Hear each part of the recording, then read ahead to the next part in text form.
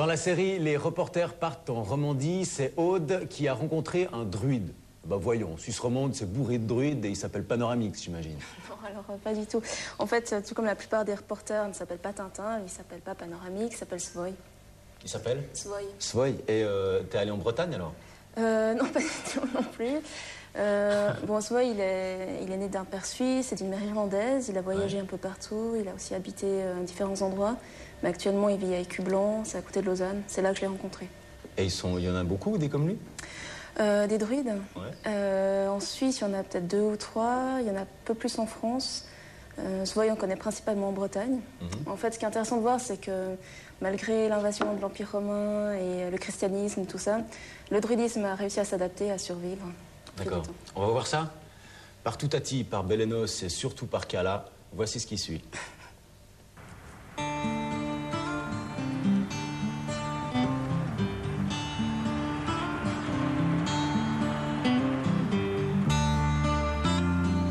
L'arbre étant le meilleur ami de l'homme, j'ai envie de dire ceci.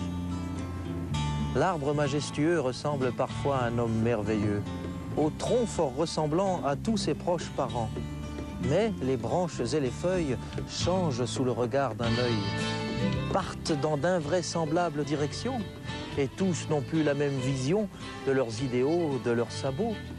Chacun croit, chacun propose sa voie, et l'arbre majestueux est parfois malheureux. Mais pour qu'il pousse et qu'il meure, il faut bien un tronc au même intérieur. Un druide, c'est quelqu'un qui a une certaine connaissance de la nature. C'est le gardien de la tradition ancestrale avant tout. C'est le prêtre de la religion celtique. C'est à la fois quelqu'un qui contribue à aider celui qui se cherche. C'est à la fois un thérapeute, à la fois un enseignant. Je crois que dire que c'est le gardien de la tradition séculaire, de la tradition ancestrale, c'est en résumé ce qu'il est. Il est celui qui doit voir à travers les apparences. Je suis né dedans. Je dirais que je suis tombé dans la marmite parce que c'est de ma mère irlandaise que j'ai reçu la tradition, ce qu'on appelle l'adoubement quand on devient druide. Et elle a su me préserver de certaines choses. Elle a su m'enseigner sans trop m'expliquer. Elle a su surtout me montrer, me faire sentir la nature, les arbres, l'intuition.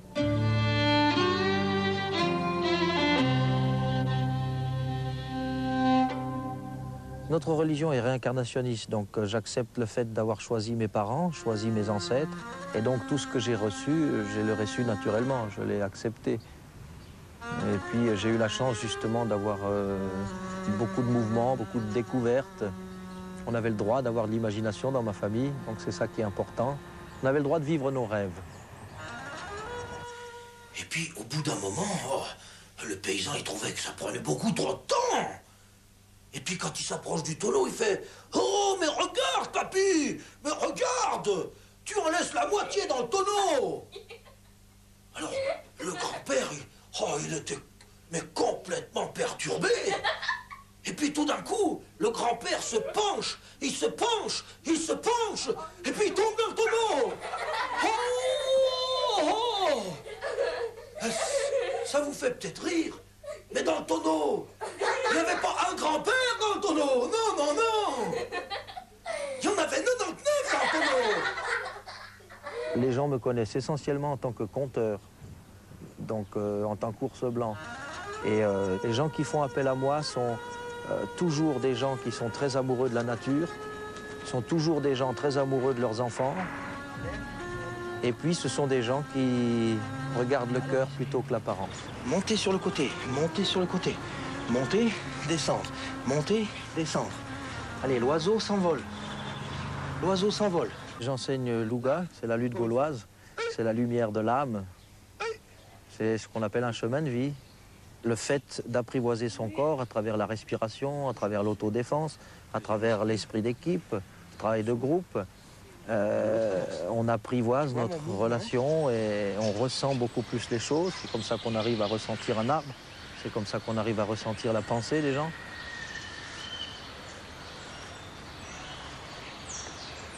Mon animal totem, c'est l'ours. Tout fonctionne par 3, donc il y a 3 totems, mais en fonction du caractère fondamental, il y a un animal dominant, et chez moi c'est l'ours.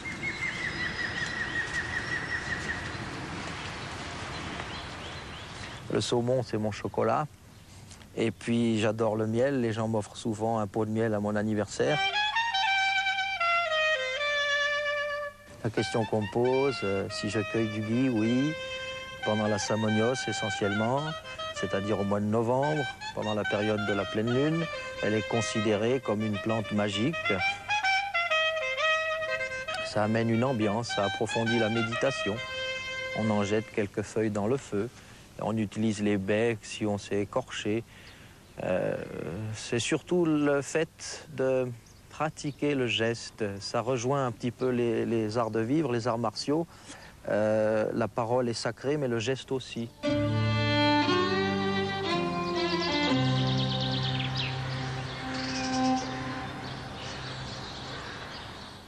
Alors, barde, rebouteux, combattant, ça fait un tas de trucs, un Il druide. fait tout un tas de trucs, et puis on voit pas tout dans le reportage en plus. On voit pas tout? Non, alors sa première occupation, c'est la cosmobiologie à domicile. C'est-à-dire? C'est une sorte de feng shui occidental. Ouais, ah bon? C'est ce qui correspond à la fonction de devin chez les druides, parce qu'en fait, chaque druide avait une fonction autrefois. Aujourd'hui, il assume les 3 fonctions de devin, barde et prêtre. Donc il y a un aspect carrément mystique là-dedans. On voit un peu son église, c'est la nature. Oui, exactement. Ouais. D'ailleurs, il y aurait une étymologie possible du mot druide qui serait l'homme qui connaît les arbres, ou le sage qui connaît les arbres. D'accord. Il y a ceux qui s'entendent bien avec les animaux, puis lui, il s'entend visiblement bien avec les arbres. Surtout, ouais. Comment est-ce qu'on devient druide? Alors, la transmission se fait de manière croisée. C'est-à-dire que si tu es un garçon, il faut que ce soit ta mère qui soit druide et qui te transmet la tradition. Si tu es une fille, c'est le père. Sinon, il y a encore une possibilité qui vaut pas tout à fait, mais qui est possible, c'est de suivre un collège druidique avec un druide. Un collège druidique? Ouais, c'est des cours, en fait, simplement, avec un druide. Et tu deviens druide au bout d'environ 9 ans, minimum. 9 ans?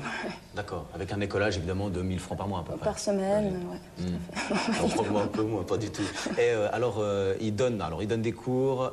On a vu un peu ce qu'il faisait là dans ton reportage. Il donne des conférences également. Ouais, alors il donne une conférence, un cycle de 3 conférences d'ailleurs à Lausanne, le mercredi 25 avril, 23 mai et 27 juin. D'accord, tu les as notés. Vous, évidemment, j'imagine que vous n'avez pas eu le temps de le faire. C'est pourquoi les coordonnées de l'émission vous renseigneront à ce propos. 022 708 82 22, email entrée@tsr.ch ou encore la fameuse page télétexte 320 de TSR1. C'est terminé pour aujourd'hui? Merci. Merci. Alors demain, nous, on recommence avec des elfes, des fées à 16h55, Mylène, Alexandra, Nathalie, des gamins, des exercices de physiothérapie. À 17h55, Julien nous fait l'étalage de son bazar d'objets bizarres. C'est terminé pour aujourd'hui. Merci Aude. Merci.